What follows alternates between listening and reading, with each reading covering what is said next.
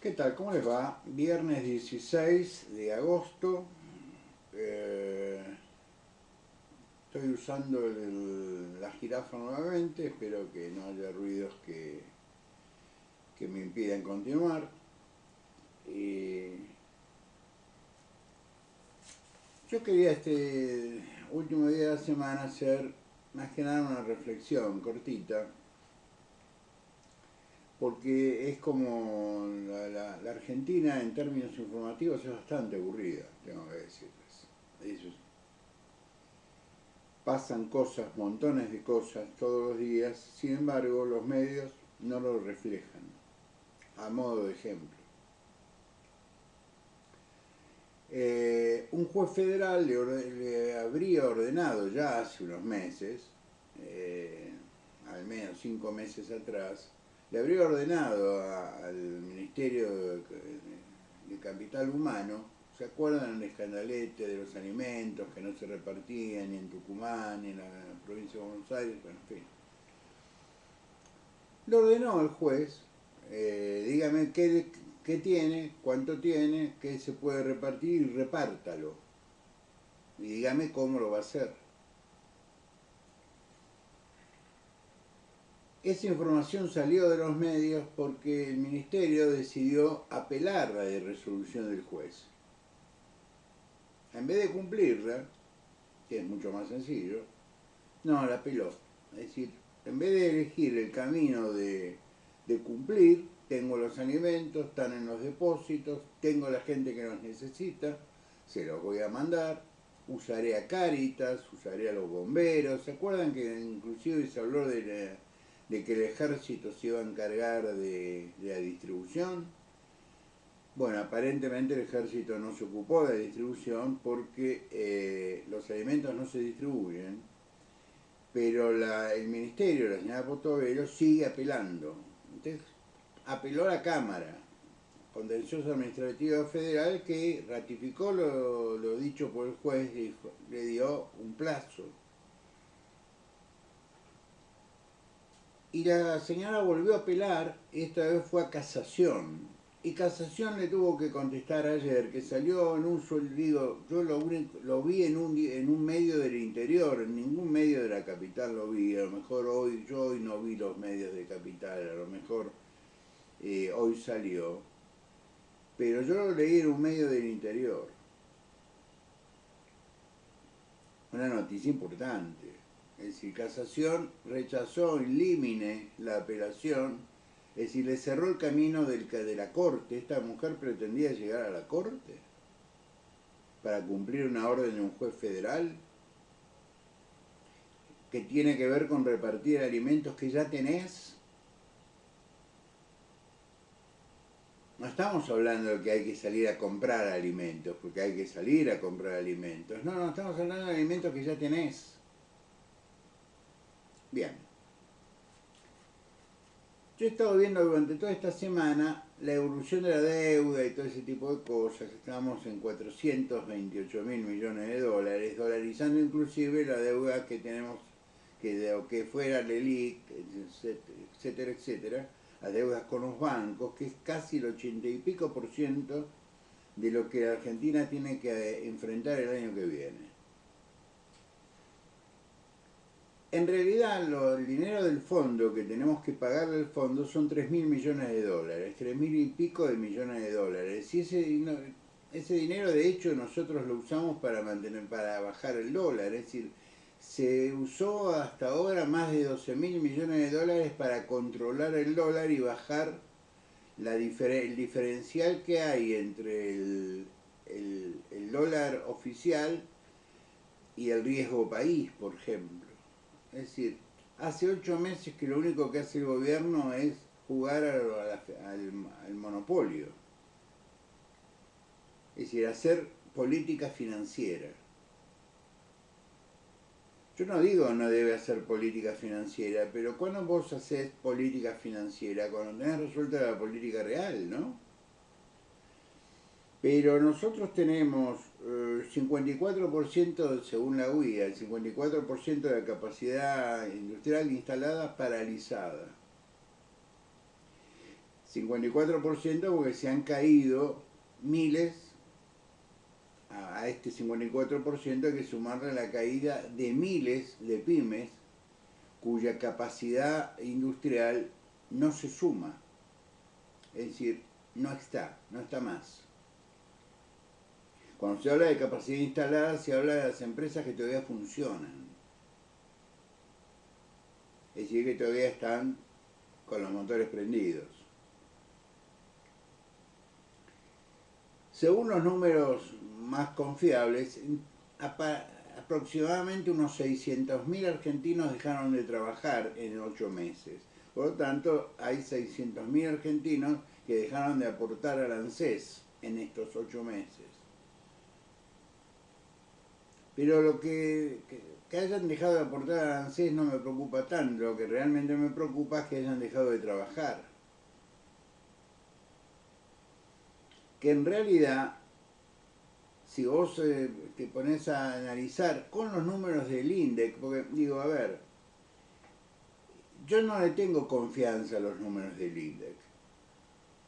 Perdónenme, pero no puedo confiar en los números del INDEC porque no coinciden con los números ni de la capital federal.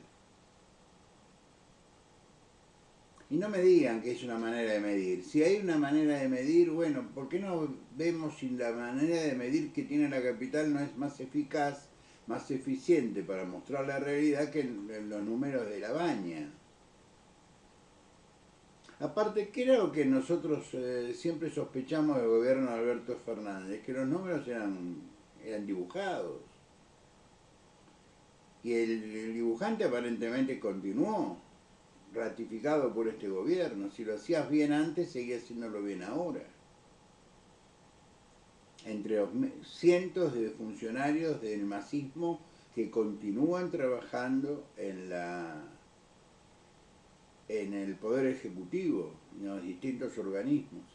Está bien, si son eficientes que se queden, pero en realidad no sabemos si son eficientes porque el Estado en realidad hace casi nada. Muy bien. Salió el financiamiento educativo, incluido a las universidades. Yo no entiendo por qué. Entiendo por qué la Libertad Avanza votó en contra de actualizar las universidades desfinanciadas, la desfinanciación que tiene la educación media, la primaria y la preescolar. Pero el PRO. Ahora, cuando se habló de control, ahí votaron en contra del control que pedía, el control a los gastos universitarios que pedía el radicalismo, pero esto no sale en ningún medio, hay que buscarlo. Los diputados radicales dijeron, bueno, ya que vamos a modificar la forma del cálculo para el ingreso de dinero a las universidades, vamos a mejorar el control. Acá casualmente Unión Popular, La Libertad Avanza y el PRO se unieron. Era un artículo dentro de una ley.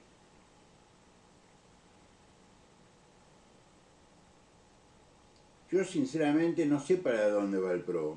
¿Qué pretende ser el PRO? El PRO pretende ser la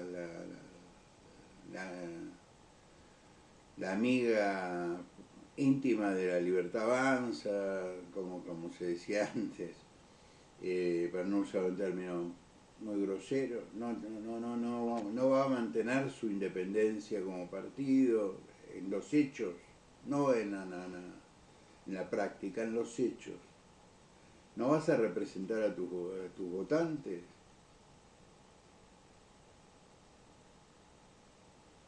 Pero bueno, es problema del PRO, no es problema mío. Entonces tenemos este tema, mucha gente despedida, caída brutal del consumo,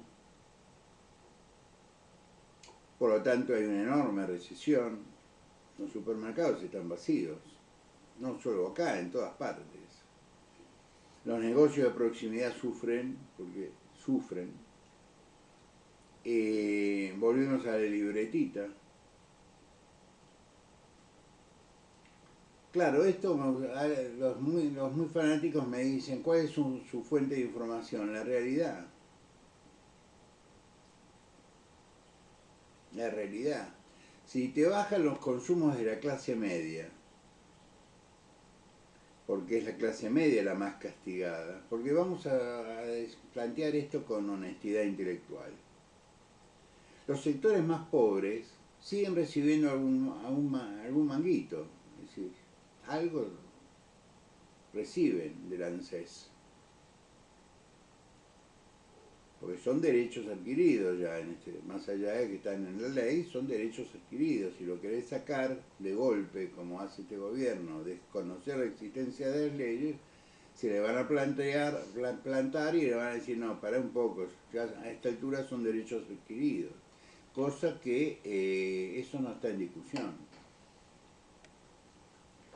Pero es las clases altas, las más acomodadas, las que ahí hay una división. Las que tienen origen en su acomodo económico en el sector industrial empiezan a tener problemas. No problemas graves, empiezan a ver que se caen los números. Ay, viejo, este año no voy a poder cambiar el BMW. Por ejemplo. Lo que vienen del campo liquidan lo que necesitan, el resto están silobolsas, porque encima cayó el precio de la soja. Al gobierno, al administrador, lo único que le interesa en estos 8 meses es el armado financiero. Y yo les voy a contar un cuentito. Siempre que hay arreglos financieros con los bancos, con los fondos, siempre interviene, aunque sea, sea un arreglo entre un Estado y un grupo de bancos, siempre interviene alguien que se lleva una comisión.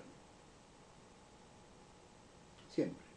Es más, si ustedes hacen el análisis del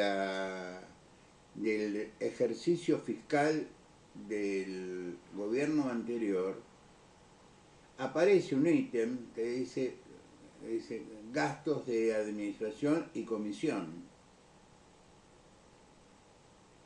Cada vez que nosotros jugamos en Nueva York contra el grupo Buftor, que era el grupo Skenazi, que algunos dicen que es Cristina, esos estudios jurídicos cobran fortunas. Que las paga usted, las pago yo. Entonces yo entiendo que es mucho más productivo para un sector de la sociedad, un sector de la política, seguir jugando a las finanzas, seguir jugando al monopolio, que ponernos a producir. Alguien me dirá, bueno, nosotros votamos a Milei para que no gane Massa. O nosotros votamos a Milei porque somos liberales y con los liberales nunca se vivió mejor. Es cuestión de tener memoria, y si no se tiene memoria es cuestión de leer la historia. La última experiencia de los liberales gobernando fue con el gobierno de la Junta Militar. Ahora, después dijeron, no, este no gobierna.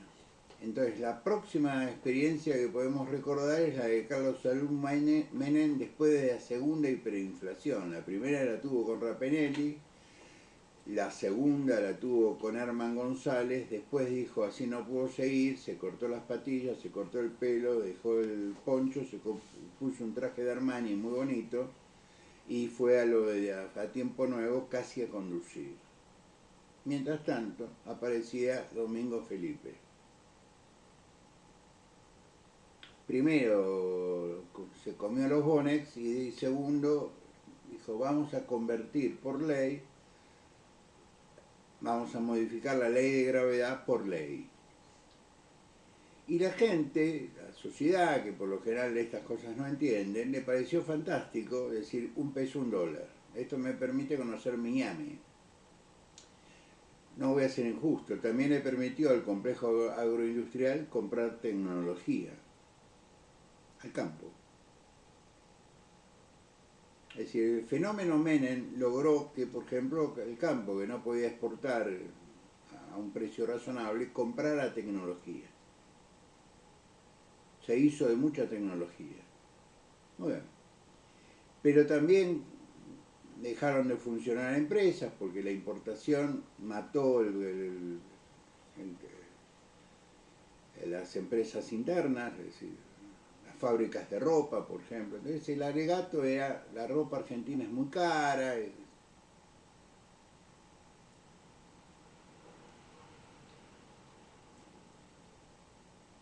La Argentina está en una situación, para redondear el concepto, muy parecida económicamente a como estaba Alemania después de la Segunda Guerra Mundial y el Plan Marshall.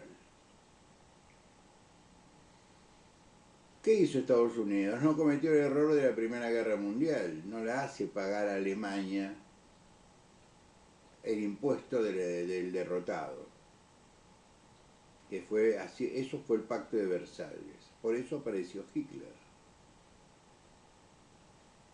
Hay una teoría llamada teoría de la estupidez, que nace a partir de una reflexión que hace un pastor anglicano preso en un campo de concentración en Alemania, que se pregunta cómo un país que es capaz de producir un Beethoven, cómo un país que es capaz de producir tipo como Mozart, como Wagner, trato de recordar los tipos que ellos hablaban, que este pastor hablaba, que somos un país de punta en filosofía, en artes, en fin. ¿Cómo un país tan inteligente es capaz de botar un cabo como Adolf Hitler, que nos llevó a lo que nos llevó, a la pérdida de la libertad, a la pérdida de los valores morales que Alemania tenía, a empezar a matarse? Primero, las primeras víctimas de Hitler fueron alemanes, intelectuales, opositores, homosexuales. A la Argentina le pasa algo parecido, pero en este sentido. El plan Marshall dijo, bueno, macanudo, muchachos, hay que levantar a Alemania. La mitad de Alemania, la otra mitad se había quedado Rusia. Ahí aplicaron lo que hoy dirían medidas comunistas y populistas. La Alemania del este fue bancada por los Estados Unidos con una condición: nosotros no le vamos a vender nada. Es decir, ahí no aplicaron el liberalismo, ahí aplicaron a Keynes. Si toda la plata es para levantar el pueblo alemán. ¿Y qué es levantar al pueblo alemán? Darle trabajo al pueblo alemán. Y el milagro de Adenauer fue que los que habían sobrevivido a la guerra tenían trabajo, tenían maneras de trabajar. Un país que había perdido millones de hombres en la guerra, que habían perdido cientos de miles de inteligencias que se fueron de Alemania, antes, durante y después de la caída de Adolf Hitler. Aún así Alemania se levantó, al punto que 50 años después, era el Banco Central de Europa. ¿Por qué la Argentina no puede tener un plan Marshall interno? En el sentido de decir, bueno, vamos a dejar de darle por un rato bola a las finanzas. Estamos bajando la inflación a un costo altísimo. Para tener, si mantenemos este nivel de inflación, una inflación anualizada, es decir, agosto del 2024 a agosto del 2025, del 60%, tampoco es wow.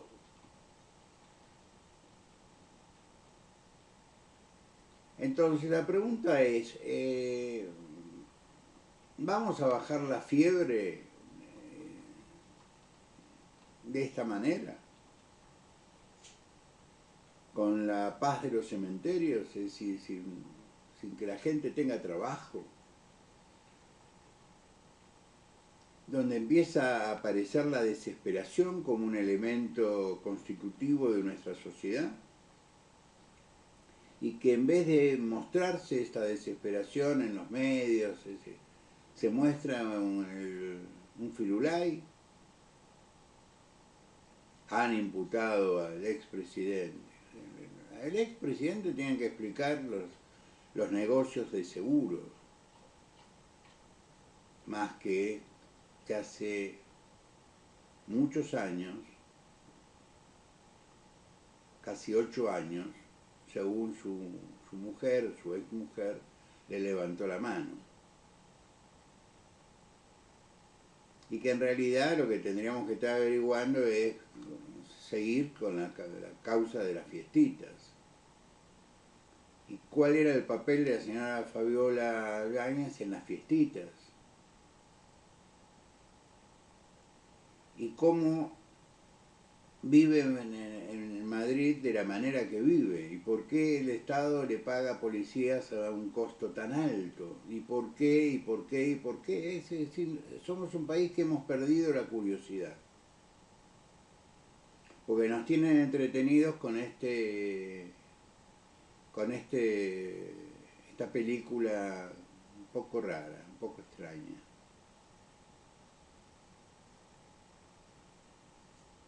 Entonces termino con esto, redondeo con esto. No nos preguntamos por qué la Argentina está así y no va a salir de este pozo ni este año ni el año que viene. Porque la lógica para mantener comprimida la inflación es que no haya consumo.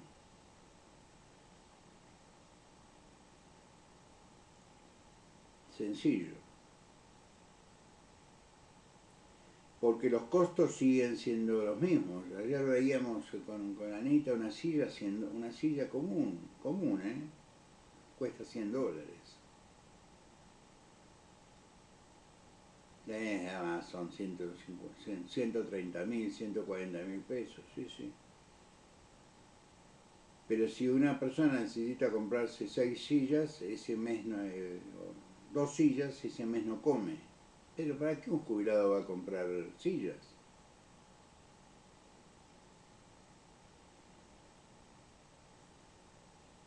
Han blanqueado los servicios, porque los servicios era deuda. Entonces suben los servicios, dejan de pagar subsidios.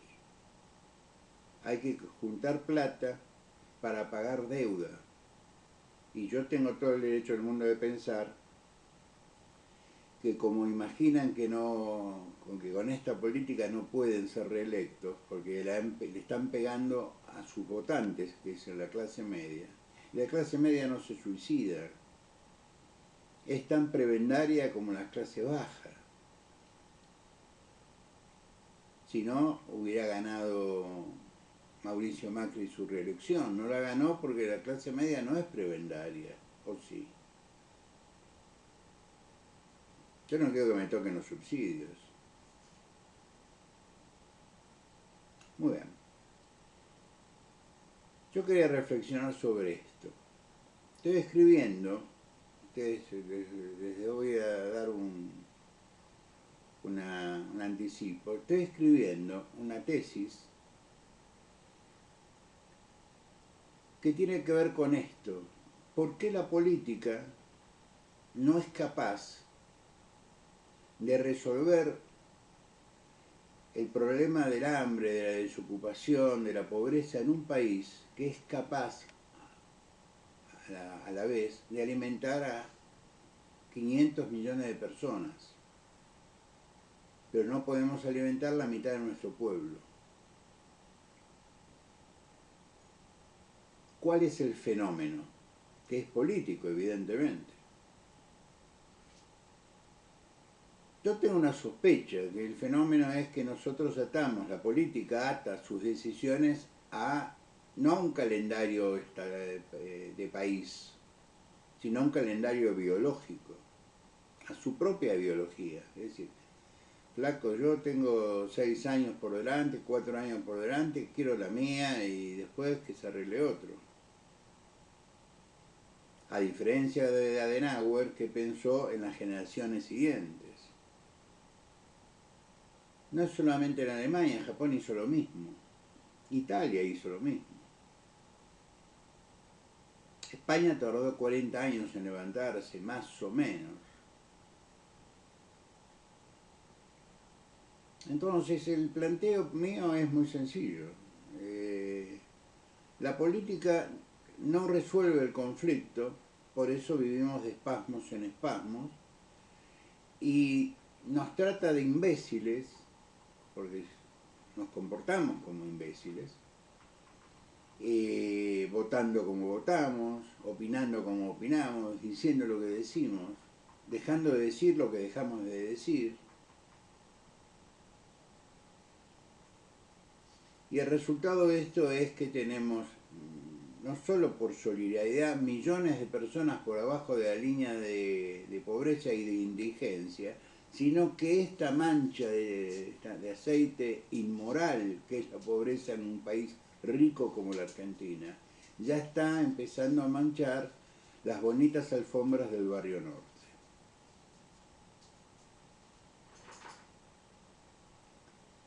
Reflexionemos un poco sobre esto.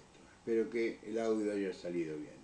Les mando un cariño grande, sean buenos, nos vemos el lunes, pues este fin de semana lo tengo movido. Sean buenos, gracias.